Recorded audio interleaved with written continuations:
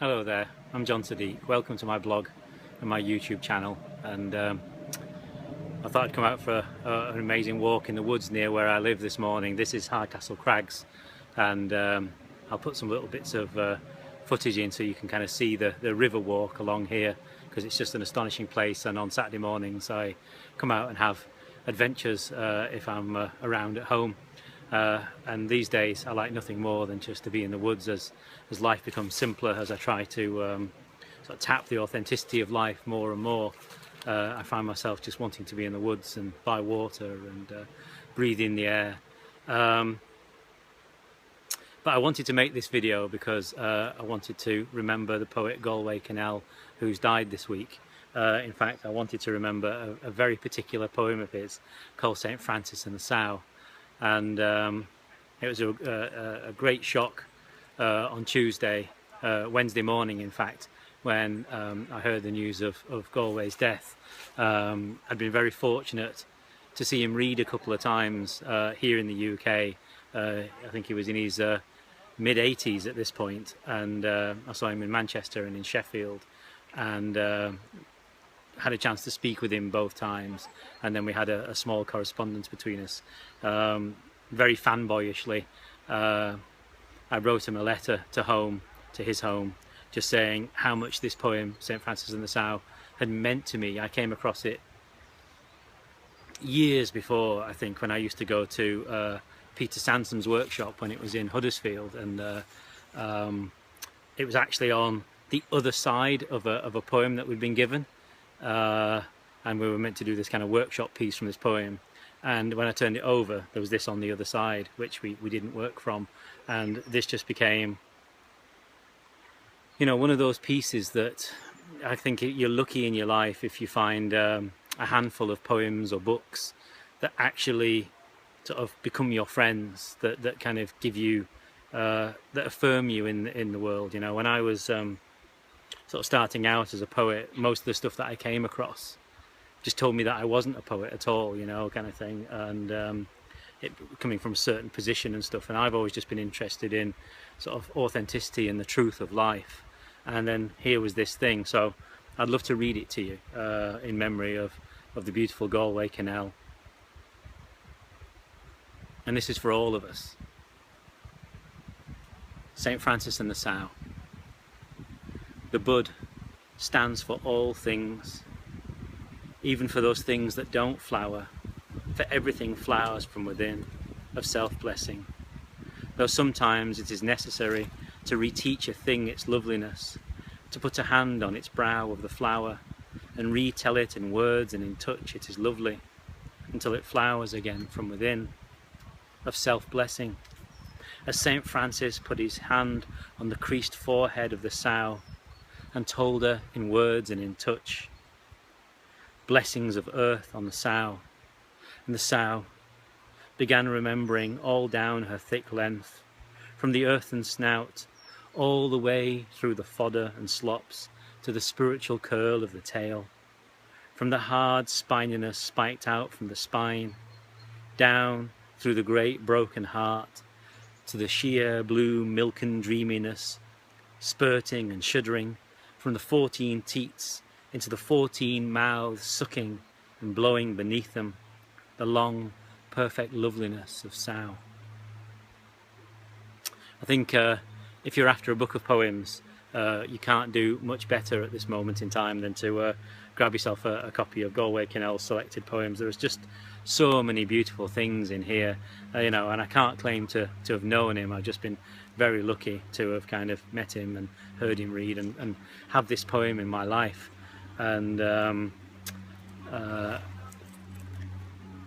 yeah, it's just, like I say, one of those poems. It just makes me think, you know, as I kind of think about the work of authenticity, which is what my life has become about now. I no longer sort of feel like a poet or a writer anymore. I used to try to live through those things, you know, because I wanted to be special, and I wanted to have a place on the earth, not realizing that simply by being alive I have a place on the earth, by being the person that I am. And it's through learning self-blessing, through putting our hands on our heart and saying to ourselves, I love you, John, I love you, you know, and saying your name out loud, not just to the out of an ego way, out of a false thing in our heads, but connecting to that kind of that young heart that's inside us, that's always going to be young all of our lives, you know. That's our connection to the universal, to God, or whatever you want to call it, you know. That's the heart within the heart. And if we can self-bless, if we can kind of, with the intention each day of kind of saying, I'm going to live from that place, no matter what the world throws at me, you know, I'm going to do my best, not out of some kind of misjudged idea of perfection, you know. We are perfect. You can hear lots of people around. This is an extremely popular place, so I'm quite near a walkway by the river, and so there's families going by and stuff. There's a place called Gibson Mill just down the way, and people will be heading down there for a bit of lunch. I'm going to stop and get a cup of tea. I'm trying to stay raw today. I've had my green juice this morning and some bananas whilst trekking along. It's a long walk back, but I'll see if I can get some fruit or something down there. Anyway, if you just hear sounds, it's because there's people kind of going by. I've just found myself a tree in the woods to talk to you, you know. I'm going to try and do more of these videos. I've been promising myself for a long time to do these, but every time I get the camera out, I just want to hide behind a tree. So I've come to a place with a lot of trees to hide behind. What was I saying though? I digress. I'm always digressing. If you ask my wife, I'm always all over the place. Yeah, I think, you know, Mary Oliver's Wild Geese and Galway Kinnell's St. Francis and the Sow, and many other of his poems just remind us what it is to be sort of truly human. And kind of when I was sort of working at being a poet, you know, and nothing was affirming at all out in poetry world, or so little, you know, kind of thing. But then I found these incredible people like Neruda and Galway Kinnell and so on, and Sharon Olds and D.H. Lawrence and people like that. But this particular poem, these words, self-blessing, just actually hit home, you know, just hit home. And I found myself kind of reflecting on it for years, 10 years maybe I've lived with this poem, maybe longer, maybe 13, 14 years, and just tried to kind of understand what that meant. And we come with kind of trying to come from willpower, you know. Okay, I'm going to live from the source, I'm going to connect to God, I'm going to live from the source, I'm going to be a good person, you know. I want to kind of improve my lot, I want to have more abundance or whatever. The leaves are falling off the trees now, you know. But when we come from willpower, we run out of willpower. We don't have the batteries for that, and yet we have this eternal battery that's everything, that's every atom, it's not even the atoms, it's what's in between the atoms, in between the spaces. What they'll eventually find at CERN is they'll dig right down, and there's just going to be love, you know. That's all that's at the core of everything, this eternal, undying love. And I think if we can connect and allow ourselves, and we can't force ourselves to do it, it's an allowing, then we're truly nourished, you know. And if we begin to kind of live from that template of our lives, then we don't need to try to be good anymore, we don't need to try anything. And for all this to be in a poem, it's a miracle, you know. So this man was just a miracle to me. Well, his poetry, you know, I didn't know the man, but what I saw of the man was just this big, beautiful human being that when you went to get your book signed, he would just say, no, he wouldn't have you stand in front of him. He just said, come and sit next to me. He had a chair next to him, and you'd get you a few minutes with him, and he'd talk to you like a proper human being, you know. It's just the sort of the humility of being human. That was an astonishing thing. What courage. And he taught me as a poet to have so much courage. So I was going to say something else. I was just reflecting about you know, all of the, I mean, you might be thinking, who is this guy? This is just crazy, you know? What's he on about?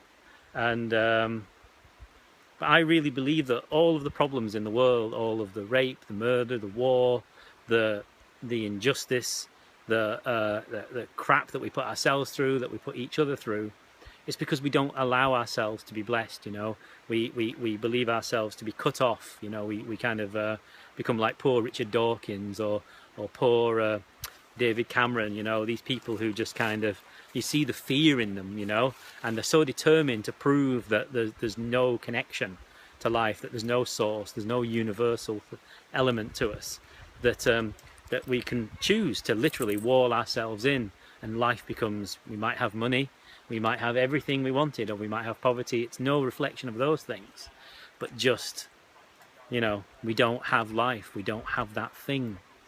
And if we would just forgive ourselves enough to allow each day a little bit more of kind of connecting to the heart within the heart, then I think, you know, then I'm not saying that the world would be any better, you know, we can't convince anybody else to change in this way, but I'm going to live this way, and I know that you're watching this because, you know, there's something of that in you, and you've decided that you want more for your life. And so I bless myself, and I bless you, and I bless all of us, and that's all I can do. And maybe by speaking these few words in this strange video that I decided to make in a forest, maybe you know, some of you will hear what I'm saying and be heartened by that.